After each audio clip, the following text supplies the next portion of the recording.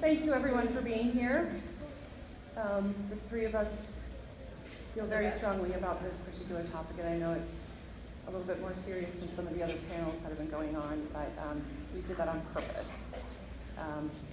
I am JR Barten, is my pen name. Please call me Jen. This is JK Hogan, call her Kristen. This is Sloane Kennedy, please call her Sloane. All right.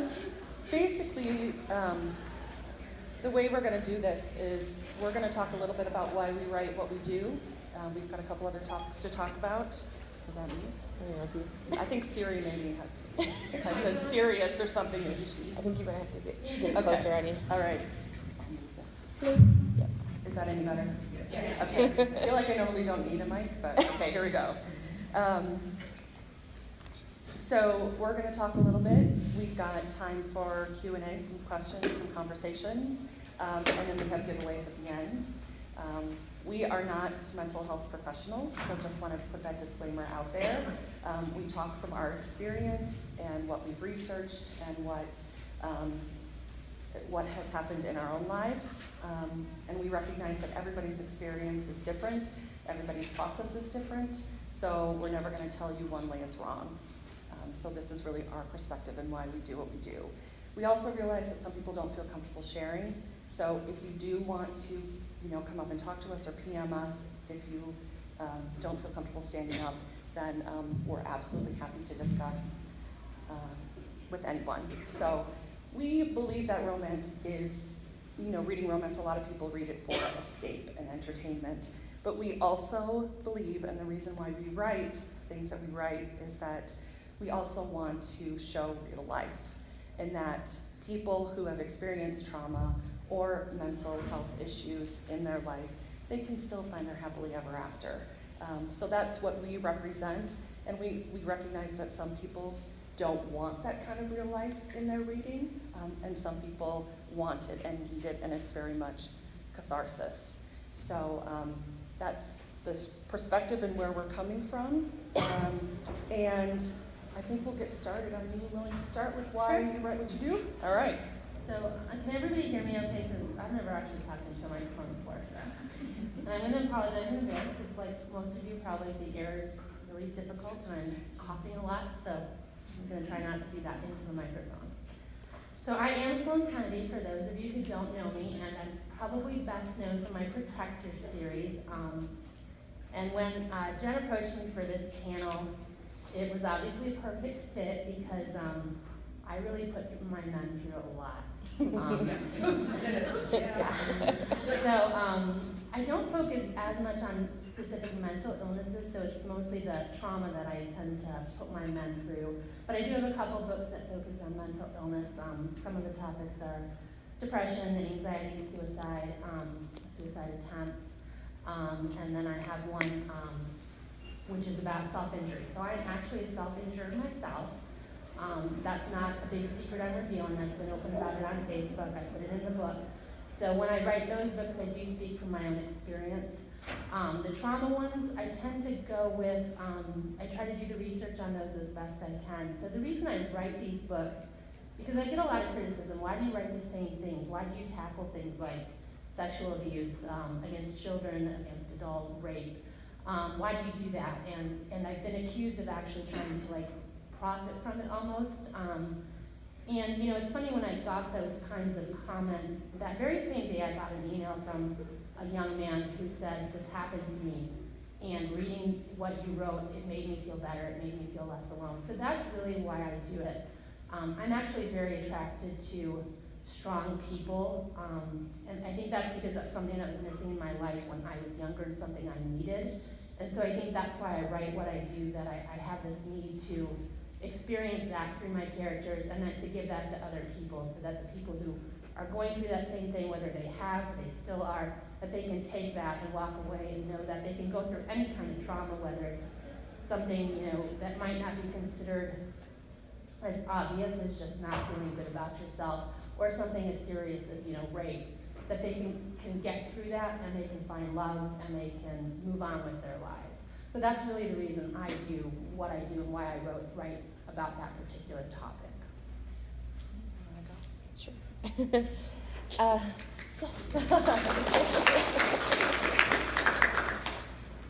so again, I'm J.K. Hogan. Probably a large percentage of what I write involves some kind of either mental illness or childhood trauma or something like that. And the reason why that's a important topic to me is from personal experience, what I've been through in my life. I have a lot of varying disorders and whatnot that make things harder for me in life, traveling, just the fact that I'm up here is a testament to a lot of medication and a lot of hard work. Thank you. 10 years ago, 5 years ago, this would not be happening. So honestly, it was never even really a decision for me. That's just kind of, it's real life for me. It's I can't really separate mental illness and just trials and tribulations from, writing romance that's supposed to be about real life. I mean, that's just, it is what it is for me.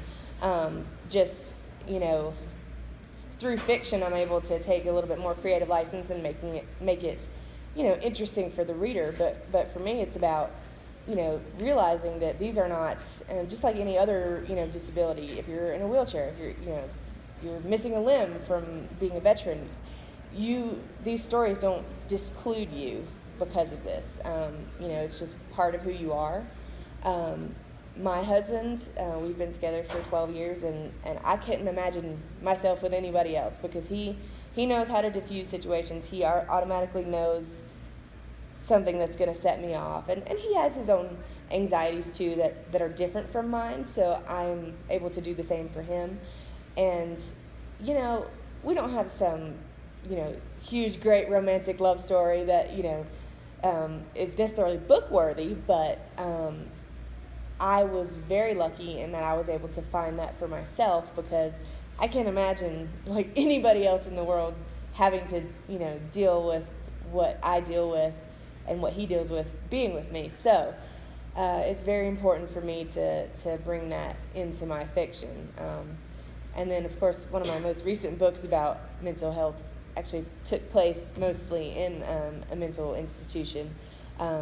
Around where they are, it was called a behavioral health institution, which is kind of a misnomer because it's not how you behave. It's part of your brain chemistry, but that's what they call it in the location of the book. But there was a lot of things to navigate for that, a lot of research, but still, even the counseling and the things that they go through all come from personal experience for me, and different counselors and psychologists do different things, and each time it's different. So there's a lot of varying stories there, but that's why I do it.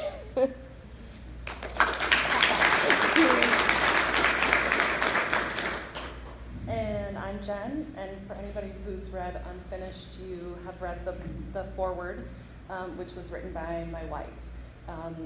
18 years ago, I met this wonderful, energetic, gregarious person who was impulsive and spontaneous, and I fell in love big time, and a couple of years later, she just had completely crashed.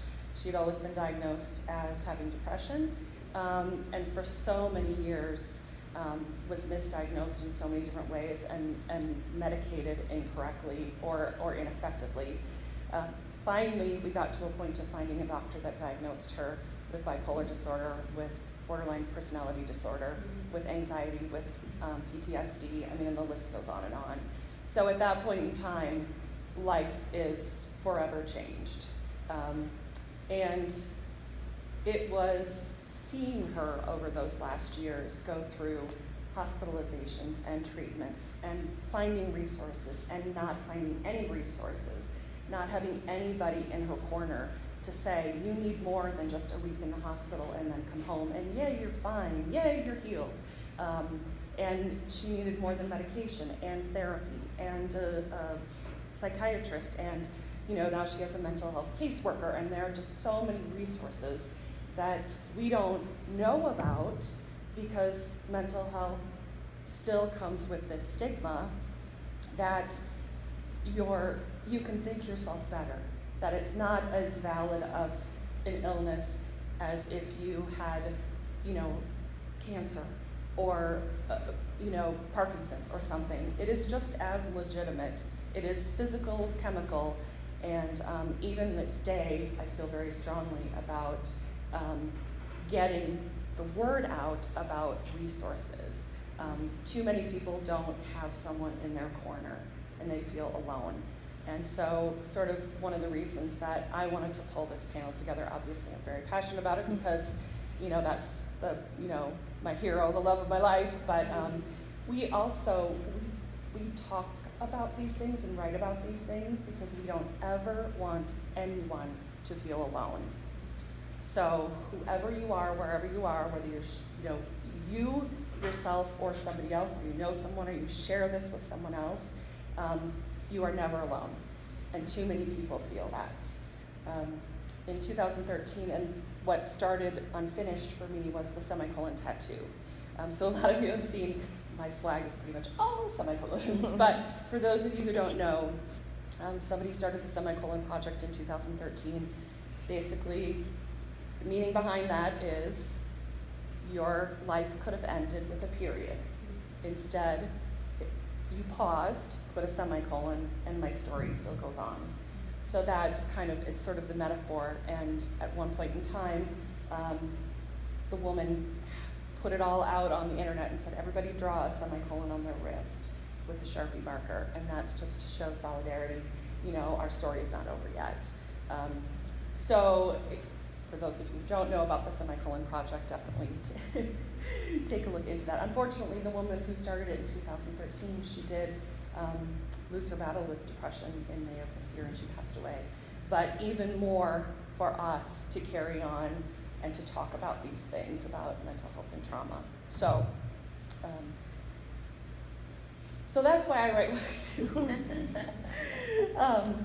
And so some of the other things that we wanted to talk about, we put trigger warnings in our books. And sometimes that can be the reason somebody buys a book, and sometimes that can be the reason why somebody stays away from the book. And we all kind of feel strongly about why we add or why we don't add those. Do you want to talk a little bit about it? Absolutely. So the majority of my books have trigger warnings. I think I can probably count on one hand how many do not have trigger warnings. I debated about some of the trigger warnings because as a reader, there are some things that don't trigger me, but if you read the trigger warning, it becomes a spoiler of sorts. So I was torn about whether or not to put those trigger warnings in the blurb and then in the book. And so what I ended up doing with most of my books is I put in the blurb on Amazon. I would say at the end, I'd say there is a trigger warning with this book. If you want details, that it could be spoilers, but if you want details, download the sample, go to the Look Inside feature, go to the table of contents, the page right after that, and there's detailed information there. And so those people who don't read the blurb, when they open the book, they get to that page at the very top. It says trigger warnings. It said this could be spoilers, and then I put a big gap, so at the bottom they can choose to read it or not. So that way I'm trying to meet both needs. As someone who is a self-injurer, if I'd read books, 5 or 6 years ago that had that topic, I would have been triggered for sure, and it would have been difficult to get past it. It's not an issue now, so I don't need that trigger warning. So everybody's going to be different. I've seen a lot of debate on Facebook about, what really needs a trigger warning. Does cheating need a trigger warning? So I think that's open to perception, and I'm not going to argue the case for that. But I think there are a lot of situations, domestic abuse, rape. Obviously, rape is a hard stop for me. I have one book where a character is raped on page. That is a hard stop. There's no spoilerish. It's spelled out in capital letters because I know that is a big deal for people to read. So yeah, I'm a huge believer in that. I do try to make it so that not everybody, has to read them if they don't want to. But I think they are very important, and I think everybody needs to remember that everybody does have completely different triggers. One thing that triggers you may not trigger anyone else, but it's important that you have the ability to find out what those are if you choose to do so. For me personally, there's a few things that I will put a trigger warning for, and I haven't really used a lot of them. Mainly on-page rape would be something that I would warn for, but mostly I try to be really transparent in the blurbs about, like, for instance, strong medicine. I mean, it's very clearly that these are traumatized characters, and that, you know, that it takes place inside a mental institution. So for me, I'm like, you know, I hope people read the blurbs because that's where I put the information. Mainly because for me, you know, that like Sloane was saying, everybody's got different triggers, and you know, they're all over the place, and they're all valid and important. And I would almost feel like including certain triggers and then not others, like, almost would be doing a disservice to different people. So, and I don't have as much experience with doing them as other people. So I try to just be as detailed as I can in the blurb. But I do know how it feels, because I read a non-romance book one time. It was supposed to be a horror novel. So I mean, I took it with a grain of salt, because, you know, horror, there's probably going to be some bad stuff in there. But at the end, there was a death of a child, like a traumatic death of a child, which, I mean, I have small children, so that's a big trigger for me. And of course, there was nothing about that, because it was a twist at the end. So I do understand how that can affect somebody. But it's interesting, because romance really is the only genre I see trigger warnings in, like, personally, just in my own reading. So that's kind of an interesting point. But I think we all kind of try and convey in some way or another that there's some things that may not be, you know, all happiness and rainbows, but so. And it's okay with us if you choose not to read our book, Yes. because it's something that you just aren't interested in, or something triggers. Or you just can't. Right, I've or had you just that. can't. Yeah, absolutely, absolutely. We make it pretty clear on how we describe our books, what they are about. So it shouldn't be a surprise if you're really looking for light and fluffy. You're coming to the wrong authors. I mean, don't get me wrong. I have a couple. We have a couple. I And we can insert. Even my Christmas novella, some of that shop. So. It may have areas of fluff, but overall, yeah. So I write trigger warnings, and I've never really thought about it in any other way of just to inform. Mm-hmm. So I love the perspective of both hearing Sloane and Kristen, because, you know, giving you the opportunity to say, I don't want to know exactly what goes on, but I'm accepting that this could happen, and reading from just the description of the book. I mean, this is what it's about. So obviously there are going to be some triggers. And, you know, we are kind of interested in hearing from you too about how you feel about trigger warnings. Is it something that you want to see or feel is necessary to see in a book? Do you read the back and think, you know, I know what this is going to be about. Why do you put the trigger warning in there? Anybody have any strong feelings or wanted to share about triggers? I like to know the triggers beforehand. And it doesn't change. Has it changed your mind, or in terms of books, do you feel No, like? sometimes I find the book more interesting when I read the triggers or Mm-hmm. and go by before when I bought it, had I not read them. Mm-hmm. I like trigger warnings because I like to brace myself. If I want to know something bad's coming, instead of how it suddenly slammed me in the face, I'm like, oh, it's coming, it's coming, it's coming. But I can deal with it better that way. Yeah, So. I get that. I kind of like it too, because sometimes you're in the mood for fluff and sometimes you're in the mood for Yeah. rough stuff. And so it's like, you want to know if you're mentally prepared to be able to have that wall up. Mhm. Sometimes it does say you're not ready for Absolutely, it. absolutely. I agree that for me, rape is the most important one to put the trigger warning on, because I read one romance where that didn't have a trigger warning, and it had an on-page rape, and it knocked me out. That's stuff that I think is incredibly important to put it into books. It's so valuable to see it treated well, but you need to put it in a warning somewhere so people know that it's coming, because that was never. Yeah, absolutely. Yeah. I really appreciate trigger warnings that are accurate. One of the worst reviews I ever gave to a book was one that had a warning that was something called forced seduction, and it was a gang rape of a guy you've been moving. And I was so mad. And I will read anything, but I was so mad that that's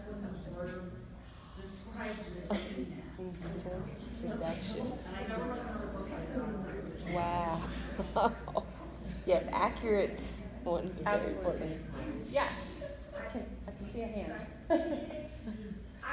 It's hard though, because a lot of times, I think that there's so many things that any writer is writing and they don't realize it can be a trigger. Yes. There's things for me that are just, I will throw the book across the room, never read it again. But I don't hold that against the author, and I think that a lot of people unfortunately do get upset, not because of that what I didn't but but if you don't put in there a trigger warning for something that affects me, I have to take a step back and say, okay, is it normal that I have this reaction, and should anybody have known that? Right. But, of course, things like rape are gonna be, Yes. everyone does that, and, because but I like them, but I think sometimes some people can be almost too detailed. Mm-hmm. Just tell me there's a rape, I'll make the decision from there, either I can deal with that or I can't. Yeah. So I've actually seen sometimes readers in reviews put in a content warning that the author had in, and I think that that's really valid. Like you said, sometimes the trigger can be, not common enough that the author thought of it, Sure. or that they intentionally left it out. So I think if something triggers you to go ahead and put that in the review, I think it's totally fair. Yeah. Like for me, I like reading a lot of dark and twisted, so things don't trigger me the way that other people would, because they haven't affected me, but I will put in a review that I've seen something, if I haven't seen it in the blurb, that, okay, that wasn't in there, wait a second, that might affect somebody. Yes. Because I know that people are going to get affected by Right. that. Yeah. Because I'm very similar. I'll read some of them and kind of grab onto them because I want to read about it, but then with my own experiences, it's nice to know that there's happy endings. Yeah. And that's really what grabs my attention. It's what I came at. That's something else we discussed too, is, trigger warnings, warning, so some people won't pick up the book. Are there people who specifically then pick up a book Yeah. because of a trigger warning, and it's sort of the catharsis or the therapy or a topic? Mm-hmm. Yeah. I mean, I read really, really dark stuff occasionally, and some of that, just going in, that they don't need to. That's, Yeah. the guy's kidnapped, sold Right. as a sex slave. The plot's pretty clear. Right. You also need a trigger for that. Yeah. And if you're going to be triggered, you're not going to do that. But if you're going for something that's a little in between, it can be helpful. Thank you. Yeah. I think that if your blurb hints at light and fluffy, and you then have a romantic scene in there, Yeah. then you need a trigger warning. But if your blurb says, dark times ahead, Yeah. then rape is one thing, obviously. But Right. I've read your book, and I've read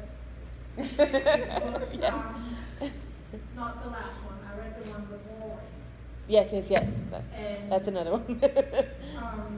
But yours was written, the two before that were written in such a way that I knew Yeah, that was something. something was not quite right. Yes. Before. But your work was also not light and fluffy. Right. Okay, so I expected some kind of traumatic thing Yes. to come out. I think if you do that, then you don't need to have the trigger warnings in minute detail. Right. Right. Of I course. will never just do that. Yes. That needs to be it. And there are some other specific triggers that ought to be listed if they happen in the book. But if your blurb matches what I'm reading, I'm pretty good with that. Yeah. And they did. So. Good. And how comfortable do you feel with sharing with an author if you think we missed something, a trigger warning or something wasn't as accurate in terms of description? I mean, do you feel comfortable saying, hey Jen, you really should have put this in there? Do people, or is it reflected in your review? How do you speak or how do you share about that? Yeah. I'll just send a message or Yeah. something. Well, just speaking for myself, I mean, please do, because, Yeah. like I said, nobody has all the same triggers. I mean, of course, there's the ones like, rape or, somebody gets like axe murdered in there, and it's like it's supposed to be a light and fluffy book, you know, trigger warning. But if there's something that you found really traumatic that felt need to be warned, certainly, you know, approach us. In my opinion. I contacted the author once, and I think that's the most important. It's not the trigger warning. The most important warning for me is if the book does not have a happy end. Yes. Because I can deal with a lot of trigger warnings if I know the end's going to be happy, because that's why I'm reading it. Right. Yeah. Same here. I cannot deal with dark and twisted without the happy end, because that just gets me plain depressed. If Yeah. an author puts up a blurb and it hints at a happy end, and the book does not have a happy end, I have a big issue with that. Yes. You need to make clear if the book has a happy end or not. By happy end, we can debate if it's a happy end when both characters die. I don't consider that a happy end. No. You know? Yeah. That to me is the most important part that an author has to get right. If your book does not have a happy end, especially with shit like that, you need to get it over. For real, because Yeah. that's the biggie. Yeah. And Sloane has some rules, and that's one of them, right? Yeah. Yes, I do. I have several rules. Has to have a happy ending. I won't read it otherwise. Yes. And I would be very unhappy if I got to something. And I will actually ask people, I asked someone yesterday, and I think we actually talked, and I won't mention the book, but there was a book I was looking forward to reading, and I found out the ending isn't what I need, so I won't read it because I know it will leave me feeling bereft. Yeah. So it's disappointing in one sense, but I know what my needs are, and that's one of them. I will never kill off a main character, ever. So I promise you that. I will also never kill off a pet. So for those of you, who've read Don and Logan's book, you've met Baby, the Rottweiler. He's probably, around 12 years old by now. He's probably going to live to 30. Because I'm not killing, any of my pets off. So I will mention though that, Lucy and I have had an issue. So Lucy Lennox, who I don't know if she's here, but she and I collaborated. So that's a big. She won't write the threesomes, and I won't let her kill off any animals. Kathy, you had a. I had advised Sloane, I was having at one point the dog gets severely injured, and I had paused at that point, and I said, Sloane, you need to tell me right now. Probably gonna die. Yeah. That's a hard stop for me.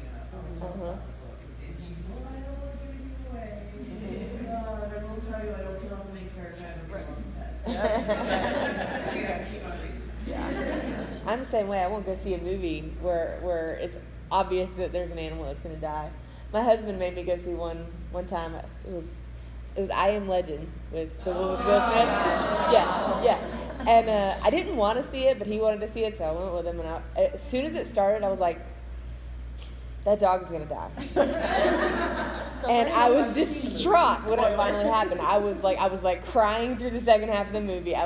So I understand totally. I mean, I pretty much have the same rules. I don't think about them in my head, but those are lines I don't cross either, especially pets. Don't go see a dog's first. Well, I knew that just from the. But I didn't want to see it also. I loved it. No, me too. I loved it. Good try, but yeah, but I just can't take it though. Even if it's a really good movie, if they die, I can't. Okay, off topic. Sorry. No, I cried at the movie theater. Yeah.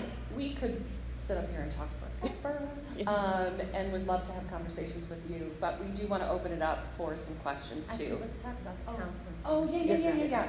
One big piece that we wanted to make sure and discuss was counseling.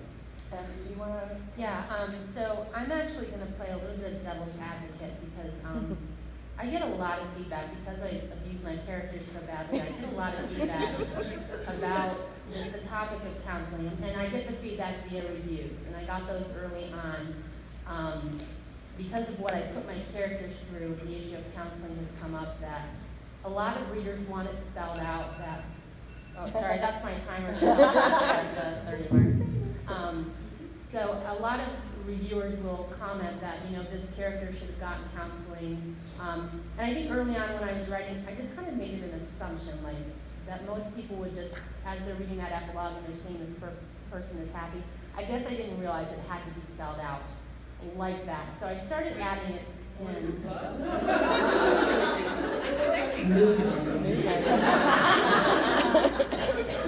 For the second half of our presentation. It's so intimate. Nobody wants that.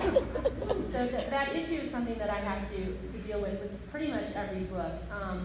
And you know, the easy thing to do would be to just say at the end in every epilogue, the guy got counseling and he called it good. But you know, that isn't reality. That's not realistic. No, A lot of exactly. us, okay, I won't say most, a lot of us won't go. Yeah. Exactly. For whatever reason, we won't go. Right. And so it's not realistic, everybody gets counseling. Yeah, so you can assume it, but not everybody needs it. And then of course they say it's the the magical penis, whatever that theory is that someone's fallen in love. Yeah. And that's Love very solves true. everything. Right. So it's like a very careful balance that you have to have.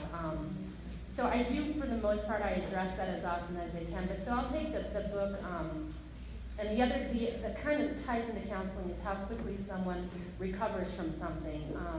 Yes. So I'll take the book Revelation, which is Cain and Ethan's story. And I'm sorry for those of you that haven't read it, but I do need to. There is a scene where, and it happens off page, but Ethan is sexually assaulted early on in the story. And so when Cain finds him, it's only been a matter of days. And so when they actually come together for the first time, it's only been maybe a week. No, it's been about 2.5 weeks. And they do have sex. And so I got a lot of criticism that Ethan would not have jumped into having sex with someone else after having been, and I do believe that's true in some scenarios, but I also do believe there are people out there that would be able to find that trust in that one individual and that they would pursue that. So I try not to put my characters into a single bucket of, they all have to follow that same process of, he has to first talk to a therapist, or it has to be 6 months before he has sex, or what have you, because I believe people are different, they respond different. You know, there may be someone who wouldn't ever be able to have sex again. It just is going to vary. So it's the same thing in terms of counseling, in my opinion, that on the one hand, I want to call it out because I want people to not be afraid to go and ask for help, especially men, because I think there's that additional stigma that a man is supposed to be strong and not ask for help. I don't believe that's true. So I do try to call it out and encourage it, but not every book is going to follow that same formula because life doesn't follow that same formula. So that's my opinion. I just wanted to point out that I have that devil's advocate side that I just don't, I'm not always going to put it in there. So you can make that assumption, or you can just take whatever it is from the story that works for you, in my opinion, in those scenarios. Well, in my personal experience, you know, a lot of times, you know, some people can work things out through other means, you know, they meditation, or, you know, yoga, or just having a friend that's a confidant, and that can be enough. For me, in my experience with mental health situations, sometimes counseling exists when you've tried everything else. Like for me, you know, I have generalized anxiety disorder and panic disorder and OCD. So once it started interrupting my life enough that it was causing me to have a lower quality of life, and there was nothing that I was able to do to change it, was when I finally agreed to see a doctor. And before, I had gone to like a non-medical counselor when I was a teenager, you know, and that helped for a while. But when it got to the point where I wouldn't do things that I enjoyed doing because I would make myself physically sick from the anxiety, it was when I finally thought about a doctor and thought about medication, because I was very resistant to that at first too, because I didn't want to change my personality. I didn't want to, you know, be like zoned out, because, you know, I've heard horror stories of that too. But so you'll find that a lot with my characters, is they have this turning point where they can't go anywhere else. Like the cognitive things that they're doing, like whatever people do to get past these things without professional help, was just at a dead end. They were plateauing, and so they end up in counseling because they're not able to live their lives otherwise. And so that's where the happy ending comes after that, because the counseling gets them to a point where they can handle their life. and get there and fall in love and whatnot. So that's where I am. And I think what they're both talking about really, and essentially what one of the reasons why we wanted to talk was there is no magic formula. Everybody is different. The process is different. Your experience is different. We're all going to write and read and interpret differently. But the importance is just to talk about it in whatever way you can. If it's through PM and however you choose and what makes you comfortable. But we wanted to start the discussion and open it up and say, you know, if you want to talk. And we're going to continue to share these stories. We're going to continue to write about these things because it's so important to us and we're passionate about it. We are going to write happily ever afters, no matter what sort of trauma or illness or whatever. Because they deserve it. Right, exactly, because going through that doesn't exclude you from your happy ending. Sometimes it's an open side. Right, Yep. exactly. All right, so questions? Yes. So these are hard topics. How long does it take you to actually get through writing these books? I mean, the process in itself has to be brutal.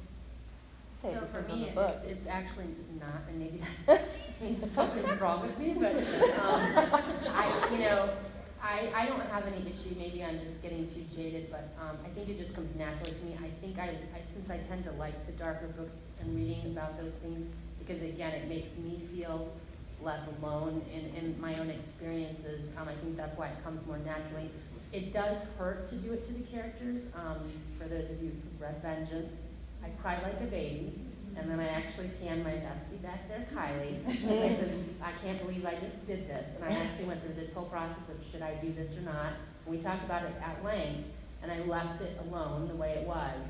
But it was not easy, and there are several books that I will tear up, and that's how I know it's good, and that's how I know it's real, and that it's okay to leave that in there. And I think people are getting to know that from my books. They will probably cry at least once. Or twice. Yeah, and trying to learn, from Lucy how to make people laugh a little bit too.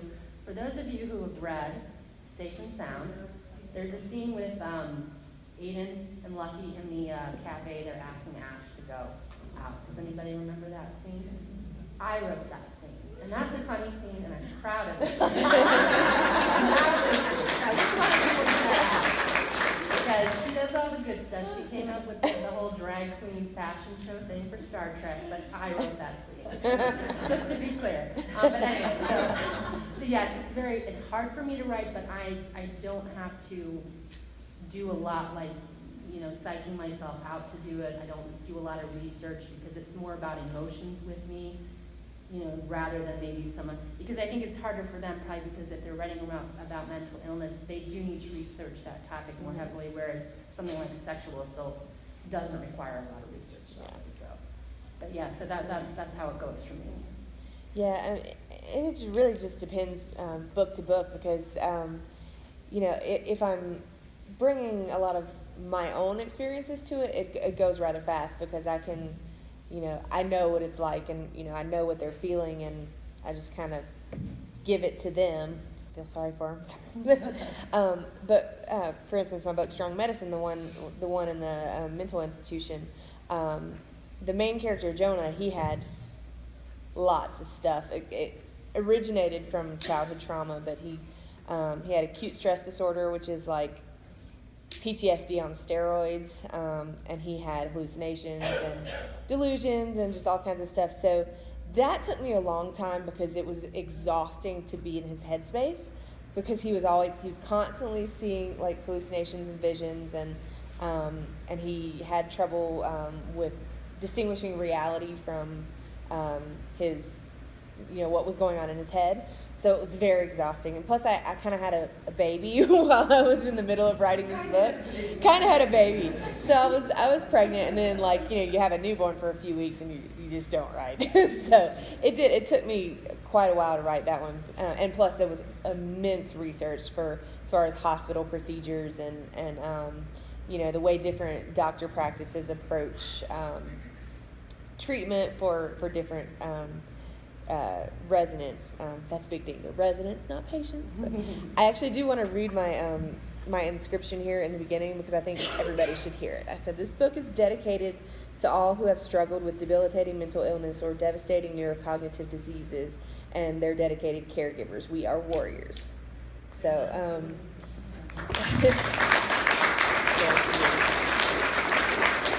because this hospital, actually, they would treat people with Alzheimer's and stuff too, because, you know, that's a neurocognitive disorder, and they ended up with long-term care. And we had just recently lost my husband's aunt to, at first they thought it was FTD, which is frontotemporal disorder, but they think it was probably Alzheimer's, early onset Alzheimer's. So it's dedicated to her because she was in a facility that took great care of her, and we all kind of had to watch her deteriorate. And she was amazing. I got to meet her before she was struck down with that. But you know, there's those type of disorders that are treated at this kind of hospital too. So I kind of wanted to tie it all in and dedicate the book to her and everybody who's had either been a caregiver or suffered from these illnesses, because it's hard. When I wrote Unfinished, well, really the idea came about because my wife was at a tattoo parlor getting a semicolon tattoo, and her tattoo artist said, oh my gosh, I'm doing so many of these tattoos. So that was sort of idea born, and it was like a 24/7 kind of thing. I was very obsessed and wrote a lot. So, and it very easily poured out of me because of Sherry had recently been hospitalized, and so there was so much that came out. So for me, it wasn't. It was. I was afraid to release the book into the world because it was so important to me. But I knew because of, you know, people I talked to, people who had been through, besides my wife, you know, that I felt like the story needed to be told. But it was almost manic for me to kind of get it all, you know, in the course of a couple of weeks overnight. So, and then you crash. You have like the book hangover, you know, the author book hangover. Yeah. And then you get up and start the next one. Right, exactly. And book two. Yeah. Obviously, with the exception of what you just said about Unfinished, but in general, do you come up with characters and then give them problems? Or do you have an issue, like I would like to talk about domestic violence or about whatever issue, and then write a character around that? I start with a character. I don't know about you guys, but it'll just kind of form in my head, and then just the way stories come to me, like it usually starts with the person, and then I'm like, well, what happened to him? And it'll just kind of manifest. I usually don't start with an issue because it comes more organic to me that way if I just let it flow and see what happens. But. Do you have any yeah, I think it just comes naturally. It could be either or for me. I mean, in some scenarios I do want to tackle a certain topic. In other cases, I start writing a character and it just comes to me out of the blue. So. Yes. Question for Sloane. In your second book with Lucy, you tackle the topic of domestic abuse. It's one of the few books I've read where the domestic abuse isn't in the past, but it's still going on. Why did you guys? And by the way, I love the book. You know that I thought it was phenomenal. Why did you guys make that decision? You know, I don't know that we even consciously made it. I don't think it's something we consciously made a decision on. It was just the way we saw the story. We wanted to show it. For those of you who've read Safe and Sound, we've gotten tons of feedback, and good feedback, but it was an eye-opener for us, because I don't think either of us were expecting it. We had a lot of people have to put the book away because it was hard for them to read. And I've written about a lot of really bad shit, sorry. So it didn't really register for me, but the feedback we got was that they had to put it down, and sometimes they had to go read something like Fluffy, then come back. One person said they actually threw their Kindle across the room at one point. So there were a lot of emotions that were brought out. Some people actually felt like they weren't going to be able to finish it, not because it was a bad book, because it was too hard, because of that very reason. So I don't think it's something we set out to do, but we wanted to show this character of Ash that he wasn't, I hate to use the word stereotypical victim or survivor, but we wanted to show that he evolved, and I think to do that, there was more impact with him still experiencing the situation and trying to escape it on his own. And for those that have read the story, his arc really changed where he becomes much stronger, and he becomes the one who, the theme is that Aiden needs to protect Ash, and there's a reason for it. But in reality, it's Ash who ends up saving Aiden by the end of the book. So there's a lot of merging of the two, and we really wanted to show that dynamic. And I think to tell it in the past wouldn't have had that same impact. We needed to show that Ash, how strong he was, at the same time, how many problems he was still having with his insecurity that had been brought out by the abuse. So I think that's the reason we kind of just took that approach, that it was just the best way to really show who Ash was and his growth throughout the book. We want to still, if there are more questions, but we are going to, basically, we do have quite a few giveaways. So if you have your tickets, we're going to start drawing. Basically what we're going to do is we're just going to set out our stuff. If you're a winner, then you can come up and choose until they're all gone, okay? But if there are other questions that people want to ask, we can certainly, if we have some time after drawings.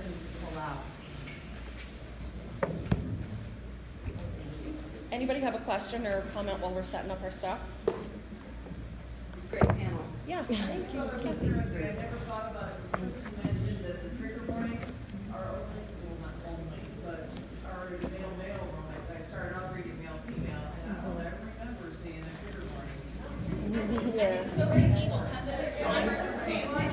Yes. And it's such a What are your thing. thoughts on why that is? Yeah, in my opinion, I think that it's such a small community. People have felt comfortable kind of sharing that certain things do bother them in books, and they've had experiences that set off triggers, and there's been a dialogue between readers and authors, and it's sort of evolved from there. Whereas I think sometimes with MF romance and with other genres, there's not quite that discourse closely between authors and readers, to where, you know, either I don't want to say they don't care, but just, you know, it's not quite on the radar as much because they're not as tightly knit. This is a very niche genre here, and you know, there's more of a discussion, I think.